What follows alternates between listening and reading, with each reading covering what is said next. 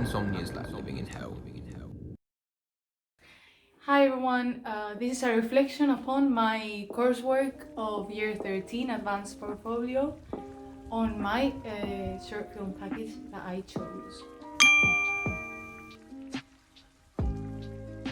I adopted a director and producer role whilst I was doing this, as I had a vision from it from the start. I knew what I was doing, I knew that I wanted to do a short film about insomnia. However, COVID-19, also known as coronavirus, has affected widely my production work, as I hadn't finished filming and editing. I chose the short film package for my A2 advanced portfolio. I decided to represent a common sleeping disorder that many people suffer from, insomnia. At least 68% of adults have admitted from ages of 18 to 24 of experiencing symptoms of this sleeping disorder. This already makes up for a large percent of the audience more inclined to relate with this short, as it deals with the daily problems of a person who deals with insomnia. Due to this being a short film, I wanted to add an element of fantasy in order to increase the drama and entertainment of the short. I feel this is important to mention, as some of the symptoms are exaggerated for this purpose, and not only because they are unnecessarily that intense. There is a warning of this given in the details of the video of the YouTube channel, as well as a link up to the Mental Health Foundation on the website for insomnia. Meeting but also challenging certain thriller conventions was my aim, as this is a way to make the film seem realistic but also fantastical. Having elements such as low lighting, build-up music, and several dramatic cuts and sound effects definitely help meeting common conventions that thriller viewers are attracted by. These are some common conventions of the thriller genre. I will point out which ones are used.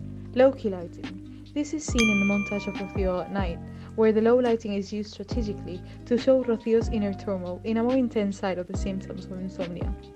Quick cuts, seen specifically in the scene where Rocío is rushing from school to work and during the final montage to create immediacy. Tense music, like when Rocío is studying and in the shower. Changes in angles of shots. We can see close-ups of Rocío when I want her emotions to be very clear to the audience, and medium and long shots when I want the setting to be evident. Diegetic sounds of breathing. I actually tried to incorporate this in the montage of Rocío at the end. However, it did not look very good, so I decided not to follow through with that idea. Black and white shots. I decided to use them when explaining the symptoms Rocío had suffered, to evoke a sense of flashback. This is very common in thrillers, to make space and time evident. Montage of shots. I chose to add a montage near the end to really emphasize Rocío's paranoia trying to sleep in the evening. And with this dramatic, dark colors and quick cuts is definitely one of my favorite scenes. It fits with the genre well and there is a sense of tension. The dramatic colours and low lighting are part of the genre conventions and the dramatization of the short. But alongside the general branding of the film, audiences can acknowledge the message as opposed to just taking it as a piece of fiction. This is because there is a certain level of truth in the film, something that I believe makes it a strong thriller short.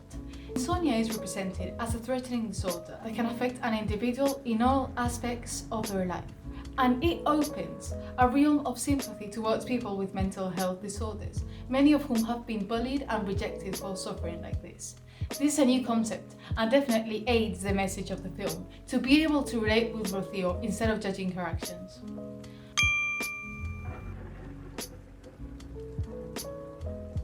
I tried to make sure that most of my work had recognizable aspects across platforms and mediums to make sure audiences recognize insomnia as one whole entity.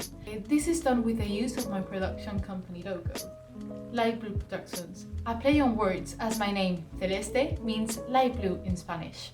This is recognizable throughout the postcard production, on the official short film website, and in the picture posters. This ensures there is a continuity and brand recognition. Other ways I have attempted this is through the use of multiple of Rocío's pictures in the same color schemes, or with the title Film with the Pill O, again to reference sleeping pills. However, I wasn't able to edit the pill O on my video because of COVID-19 in other words coronavirus, I had a lot of issues in terms of editing. So that's why in the final video you can't see an O pill in the title, as I didn't have time to do it in school. I did not manage to introduce it effectively too. This was as well hard for me. I looked YouTube videos and tried to do it without the editing program. However, this was hard and I decided to discard the idea and just put the title. The sense of branding values can also be seen in my brand, with a reference to the Mental Health Foundation on the official website and a direct link not only on the short film video but also on the website where audiences could potentially buy tickets.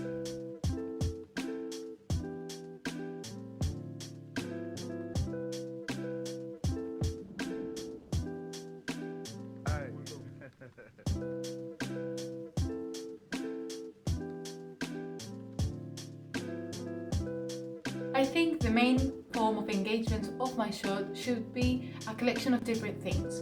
A voiceover.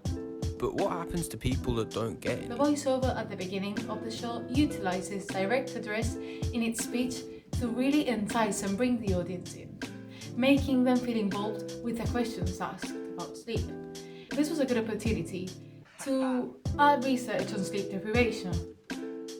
I've used social media platforms to be able to target different audiences and a sense of continuity it means of being professional. It is expected for films to have social media for them, where not only viewers of the short can interact but also obtain updates and further information. The promotion throughout social media again uses direct address to appeal to the reader. The encouragement of them seeking help if they need allows for a bigger connection with the audience. If it were a real show, I think it would have been distributed in a similar way. Perhaps due to the lack of funding, it may have been needed a support network such as a film festival in order to reach audiences. This is the back of the postcard advertisement where I included the film festival that may have promoted this short. There are 3 international film festivals, once again targeting a mass audience worldwide. I also included a QR code that directly links to the Instagram. Again, this encourages interactivity between the short film and the viewers online.